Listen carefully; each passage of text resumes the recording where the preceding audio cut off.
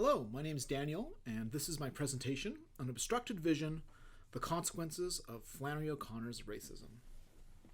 Flannery O'Connor, a Catholic outsider in a fundamentalist South, wrote stories in which she described her culture with prophetic clarity, yet her letters reveal a racism which she chose to cultivate rather than resist. When read alongside Isabel Wilkerson's cast, these letters show how O'Connor adopted her culture's habits of racism. In her story, The Displaced Person, O'Connor demonstrates the ethical consequences of her culture's racism, yet that story also illustrates how her habits of racism obscured her imagination's moral vision. O'Connor, who was born in 1925 and lived most of her life in rural Georgia before dying of lupus at the age of 40, was a Southerner through and through. Yet partly because of her personality, partly because of her time spent with the literary establishment in New York, and certainly because of her outsider status as a deeply committed Catholic in the Protestant South, O'Connor's fiction depicts her culture with a physical language that reveals its spiritual poverty. One of her many admirers is Alice Walker, the celebrated author of The Color Purple, who appreciates how O'Connor's depiction of Southern society has nothing to do with the nostalgic elevation of white Southerners. Quote, "When she set her pen to them, not a whiff of magnolia hovered in the air, and the tree itself might never have been planted." End quote. Later, Walker uses the word demythifying to describe O'Connor's prose, and it is this feature of O'Connor's writing which continues to make her work invaluable. However, among O'Connor's many letters, published after her death, are several in which she uses racial epithets to express a growing bitterness towards black people. While in some of her earlier letters, O'Connor displays a discomfort with the desegregation of the South, as time went on, she became increasingly at home in that system. Here's just one example. In 1959, she declined an invitation to meet with James Baldwin, stating, quote, "No, I can't see James Baldwin in Georgia. It would cause the greatest trouble and disturbance and disunion. In New York, it would be nice to meet him. Here, it would not." End quote. O'Connor is clear that the South's attitude towards segregation is the reason she is declining the request. Quote, "I observe the traditions of the society I feed on. It's only fair." End quote. Yet the letter shows no desire to overcome her society's animosity. She treats the meeting like it's an impossibility which goes against the laws of nature. Quote, "Might as well expect a mule to fly as me to see James Baldwin in Georgia." Yet towards the end of her life, O'Connor reveals a much deeper antagonism when she writes, quote, "About the Negroes, the kind I don't like is the philosophizing, prophesying, pontificating kind, the James Baldwin kind, very ignorant but never silent. My question is usually, would this person be endurable if white? If Baldwin were white, nobody would stand him a minute." End quote. While O'Connor claims to be avoiding a double standard, her attitude stems from the South's racial caste system, in which black writers like Baldwin are reprehensible because they claim a moral and intellectual authority over white people. While earlier in her life she maintained not wanting to meet Baldwin because it would upset those around her, this letter reveals the antagonism to be her own. Ever since the publication of O'Connor's letters, scholars have debated how her racism affects her fiction. Some, like Ralph C. Wood, assert that while the sentiments O'Connor expresses in her letters are troubling and deserve condemnation, in her fiction she depicts a profound reconciliation between black and white. Others, including Paul Elie, demonstrate that O'Connor's racism does find its way into her fiction. Quote, "The suffering of blacks is seen to bring about the reconciliation, indeed the redemption of whites, while blacks remain strangers." As much as I admire O'Connor's fiction, I agree that it is impossible to separate her personal beliefs from her art, and argue that O'Connor was of the same opinion. In one of her essays, she explains how she understood the concept of the habit of art. Quote, "It is the fact that fiction writing is something in which the whole personality takes part, the conscious as well as the unconscious mind. Art is the habit of the artist, and habits have to be rooted deep in the whole personality. They have to be cultivated like any other habit over a long period of time." End quote. Here, O'Connor articulates the ways that habits are formed, and then how those habits are expressed in her creative work and life. Although O'Connor is here referring to how the details of her stories emerged, Her insights can also be applied to the ways she viewed and wrote about black people. Her habits of racism were cultivated until they were eventually expressed unconsciously. In her book, Caste, Isabel Wilkerson explains how cultural habits of racism reinforce African Americans' place as the, quote, subordinate, unquote, caste in America. She writes, quote, caste is insidious and therefore powerful because it is not hatred, it is not necessarily personal.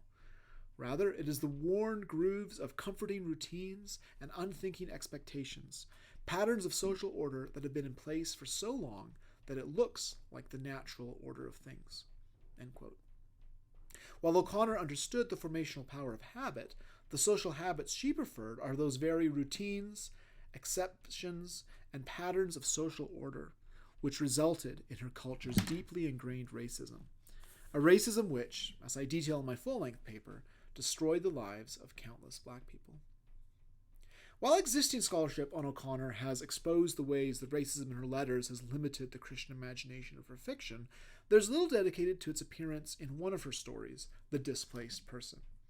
Published in 1955 in this volume, A Good Man is Hard to Find, it is the story of a specific place, a southern farm similar to the one O'Connor spent most of her life on, whose carefully ordered caste structure is overturned when the Guzaks, a family of Polish immigrants who have survived the Holocaust, arrive as hired labor.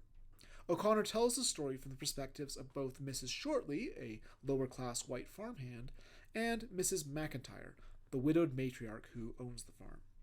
The Guzaks' work ethic leads Mrs. McIntyre to fire the Shortleys, an event which disrupts Mrs. Shortley's identity so much that she dies of a heart attack. O'Connor loved killing off her characters. Mrs. McIntyre's economic satisfaction with the Guzaks is challenged when she learns that Mr. Guzak, unconscious of the strict rules governing Southern race relations, conspired to have one of her black farmhands marry Mr. Guzak's young cousin, another Holocaust survivor, so that the cousin could escape Europe. Disturbed by his disregard for segregation, Mrs. McIntyre chooses to not intervene when her remaining farmhands conspire to run over and kill Mr. Guzak. I told you she's violent. After this murder, both the plantation and Mrs. McIntyre fall into ruin.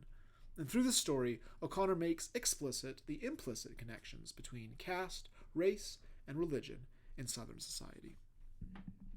Mrs. McIntyre is tolerant of Mr. Guzak, but this tolerance is predicated on the financial benefits he brings, and comes to an abrupt end when he crosses that racial line. Mrs. McIntyre responds to the news of his plan of marriage with cold fury. When she confronts Mr. Guzak, her diction makes it clear how abominable his proposition is to her.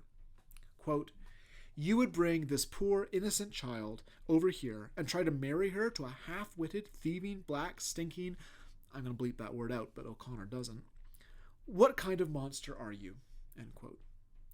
Not only does her deeply dehumanizing language reveal her conception of the black farmhands, but calling Mr. Guzak a monster shows that his recognition of their humanity makes him less than human in her eyes. When O'Connor has her repeat this word, quote, "Monster," she said to herself, and looked at him as if she were seeing him for the first time, end quote. She implies that Mr. Guzak's lack of awareness of the South's racial boundaries forces her to radically reconsider her opinion of him.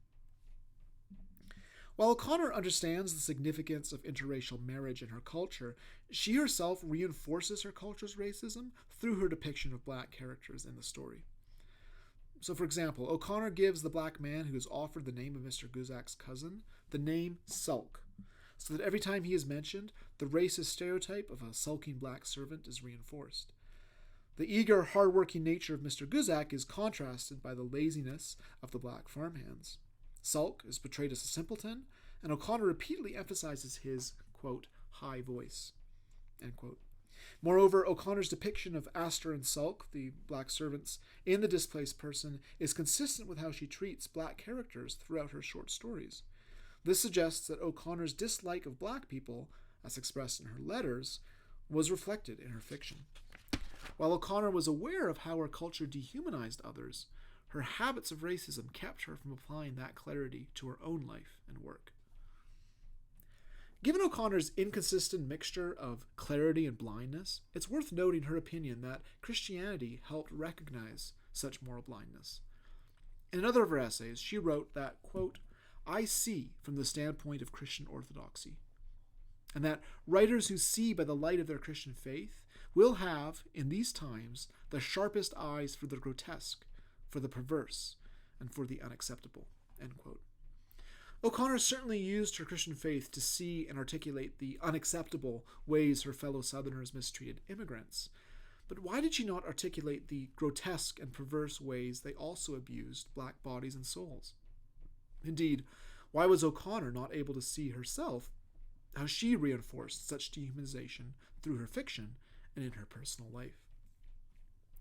Toni Morrison's insights into how a writer's vision can be disrupted by their racial imagination helps us here.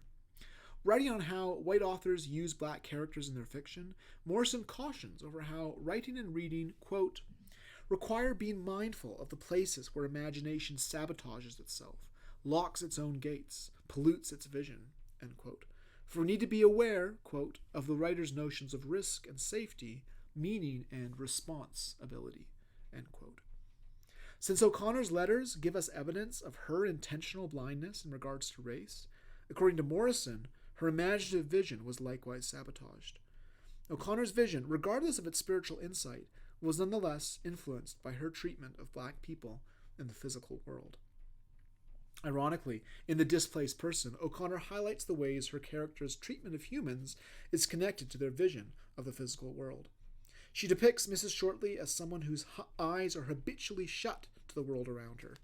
Throughout the story, Mrs. Shortley remains blind to the natural world, preferring her inner visions to the incarnate glories all around her, which O'Connor represents by the peacock which wanders the farm. O'Connor contrasts these two visions in this passage. Quote, then Mrs. Shortley stood a while longer, reflecting, her unseen eyes directly in front of the peacock's tail, which hung in front of her.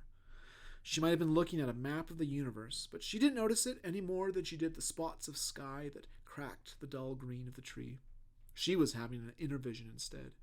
She was seeing the 10 billion of them poles pushing their way into new places over here, and herself, a giant angel with wings as wide as a house, telling the Negroes that they would have to find another place.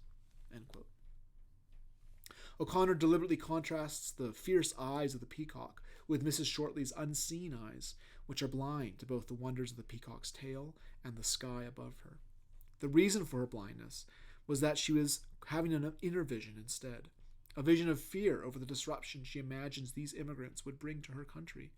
This threat then justifies her position of power over her black peers. Mrs. Shortley has trained herself to ignore the glory around her and replaced it with an inner vision of white power and prejudice. If there's one figure in the story who appreciates the sight of the peacock and all that it signifies, it is the priest who arranged the arrival of the Guzaks. When Mrs. McIntyre is trying to communicate her dissatisfaction with the Guzaks, the priest's eyes notice the bird and interprets it as a sign of Christ's presence. Quote, the priest let his eyes wander toward the cock and his tail. Tears of small pregnant suns floated in a green-gold haze over his head. The priest stood transfixed, his jaw slack. Mrs. McIntyre wondered where she had ever seen such an idiotic old man. Christ will come like that, he said in a loud, gay voice, and wiped his hand over his mouth and stood there, gaping. End quote. The priest, whose eyes are attentive to the bird, does not dismiss its vision of pregnant sons like the women do, but responds instead with spiritual wisdom, recognizing the bird as a representation of Christ's glory. Shortly after, when Mrs. McIntyre insists that Mr. Guzak didn't have to come in the first place, the priest, still transformed by his encounter with the bird, links the bird as a representation of Christ's glory. By responding, he came to redeem us.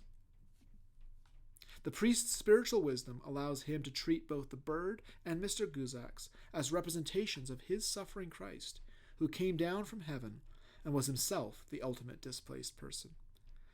Mrs. Shortley and Mrs. McIntyre, who have allowed their sight to be blinded by their desires and habits, reject the possibility that both the bird and the Guzaks are incarnate image bearers of God. Despite Mrs. McIntyre's own certainty over her decision, she is unable to expel Mr. Guzak because of her guilt in rejecting a Holocaust survivor. Her excuses haunt her dreams, and in one of them, the priest asks her to, quote, think of the thousands of them, think of the ovens and the boxcars and the camps and the sick children and Christ our Lord. Her response to her stricken conscience is to dwell instead on the perceived social upheaval that Mr. Guzak brings to her farm. Quote, he's extra, and he's upset the balance around here, end quote. And to insist that, quote, there are no ovens here and no camps and no Christ our Lord. Through this line, O'Connor implies that Mrs. McIntyre's lack of social ethics and emphasis on economics has pushed Christ's presence out of her land. By rejecting the needs of those whom she considers other, Mrs. McIntyre rejects the God whom she claims to follow. While O'Connor's Christian imagination and keen awareness of her culture's spiritual poverty give her stories a prophetic insight, this insight was sabotaged, to quote Morrison, by the racial habits she deliberately cultivated.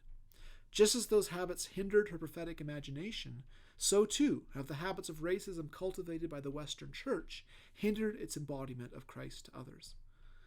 Mrs. McIntyre's priorities led her to reject Christ's presence, as represented by Mr. Guzak, and so too will Christians continue to reject Christ's presence, as represented by the marginalized, if we do not confront and root out our embodied habits of racism. And that image there is the stained glass in 16th Street Baptist Church in Birmingham, Alabama, which is where white supremacists bombed the church and killed several young black girls. A city in Wales gave the church that stained glass painting, and I chose it partly because it depicts a black Christ, partly because of the colors, which remind me of a peacock, but definitely because of those words, you do it unto me, that Christ said, that applies to this presentation. Thank you very much for listening. If you have questions, or if you would comments and would like to read either this short version of the essay or its full 25-page paper, please let me know. Thank you again.